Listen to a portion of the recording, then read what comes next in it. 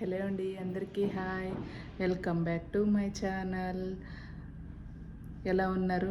నేను బాగున్నానండి. ఈరోజు శుక్లపక్ష ఏకాదశి కదా. నాకు ఏకాదశి అనే కానీ నాకు లాస్ట్ ఇయర్ డిసెంబర్లో ఎండింగ్ 29 అలాగా మేము అనుకోకుండా ఒక టెంపుల్కి వెళ్ళామండి. ఆ రోజు ముక్కోటి ఏకాదశి, అందుకునే దాని గురించి మీకు షేర్ చేద్దామని చేస్తున్నానండి.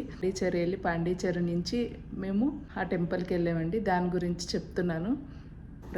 మేము పాండిచేరి నుంచి 29th బయలుదేరామండి. 30న ముక్కోటి ఏకాదశి ఉంది. ఆ రోజు నటరాజ స్వామి టెంపుల్ని దర్శించుకున్నామండి. ఈ టెంపుల్ తమిళనాడులోని కడలూరు జిల్లాలో ఉన్నదండి.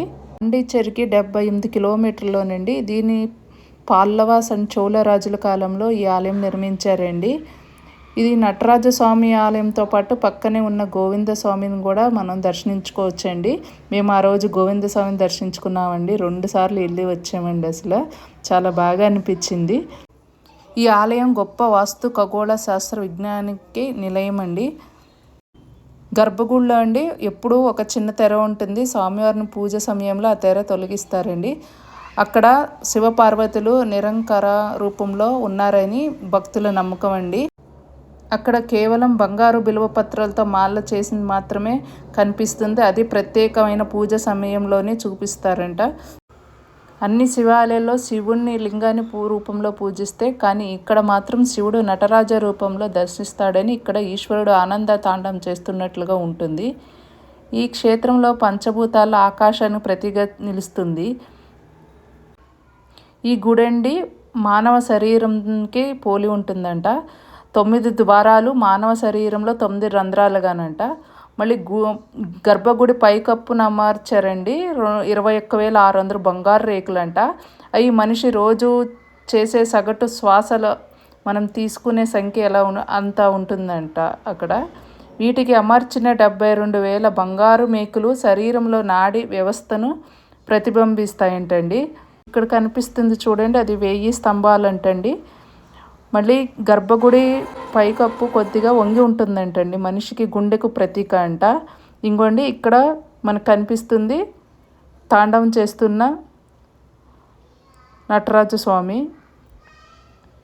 చూడండి, ఇక్కడ నీళ్ళల్లో మనకి 4 గోపురాలు ఉంటాయండి. అన్నీ నీళ్ళల్లో కనిపిస్తాయి చూడండి. అసలు ఎంత ప్రతీకగా శాస్త్రవేత్తలు అప్పుల్లోనే ఎంత గొప్పగా కట్టారంటే చాలా ఆశ్చర్యంగా అనిపిస్తుంది నాకు. చూడండి, ఇక్కడ వాటర్లో గోపురం నీడ ఎంత బాగా కనిపిస్తుందో. ప్రతి 4 గోపురాలు ఎంత ఆశ్చర్యంగా అనిపిస్తుందో చూడడానికి. మేము ఈ గుళ్ళో అండి మహావిష్ణువుని దర్శించుకున్నామండి. కానీ చాలా బాగా అలంకరించారండి. మేము నటరాజ స్వామిని మాకు విగ్రహం అది సరిగా నీట్గా కనిపించలేదండి. 2 సార్లు దర్శనం చేసుకున్నామండి. కానీ ఎంత శ్రద్ధ పెట్టి చూస్తే కానీ మనకి ఆయన రూపం అది కనిపించలేదండి. కాకపోతే మేము ఏం చేసామంటే గోపురం పైన ఆయన ఫోటో అన్నీ వేసి ఫోటో తీసుకున్నామండి. అది లాస్ట్లో ఉంది చూడండి కావాలంటే. ఈ గుడికి మీరు వెళ్ళాలంటే మీరు 4 ప్లేస్లు విజిట్ చేయొచ్చండి. ఫస్ట్ అరుణాచలం వెళ్ళండి. అరుణాచలం నుంచి 8 into 20 కిలోమీటర్స్ అండి పిచ్చవరం వెళ్ళొచ్చండి. ఇక్కడండి మనం విశాల్ డిక్టేటివ్ సినిమా తీసారు చూడండి, అక్కడ అది చూడొచ్చు. మళ్ళీ ఇక్కడి నుంచి తంజావూరు మళ్ళీ శ్రీరంగం కూడా వెళ్ళొచ్చండి. అన్నీ నియర్గా ఉన్నాయి. ఈ 4 to 5 days విజిట్ చేయొచ్చండి. ఇక్కడ చూడండి, కోపంతో నాట్యం చేస్తున్నాడు నటరాజ స్వామి.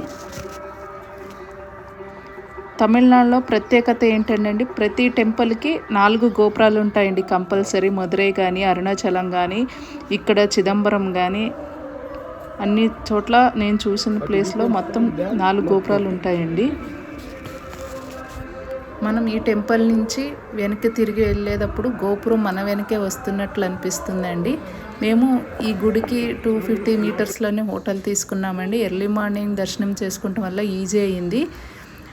మేము రిటర్న్ అయ్యేటప్పుడు మాత్రం క్యూ చాలా ఉన్నదండి. ఎర్లీ మార్నింగ్లో దర్శనం చేసుకోవటం మేలండి. కాకపోతే సమ్మర్ సీజన్లో వెళ్ళకండి, ఎండలు చాలా ఎక్కువ ఉంటాయి. ఫ్రెండ్స్, మీకు ఈ వీడియో నచ్చితే షేర్ చేయండి, లైక్ చేయండి. ఏదో నేను దర్శించుకున్నది దాని గురించి మీకు చెప్పాలని చెప్పానండి. ఓకే అండి, బాయ్ అండి, థ్యాంక్ యూ సో మచ్. ఏం తప్పుగా చెప్పుంటే క్షమించండి. మన తెలుగు వాళ్ళు చాలామంది దర్శించుకుంటున్నారండి అరుణాచలం వచ్చి ఇటు వచ్చి. నాకు చాలా సర్ప్రైజ్గా అనిపించింది, మొత్తం మన వాళ్ళే ఉన్నారండి ఇక్కడ కనిపిస్తుందేనండి విగ్రహం గర్భగుడిలోది.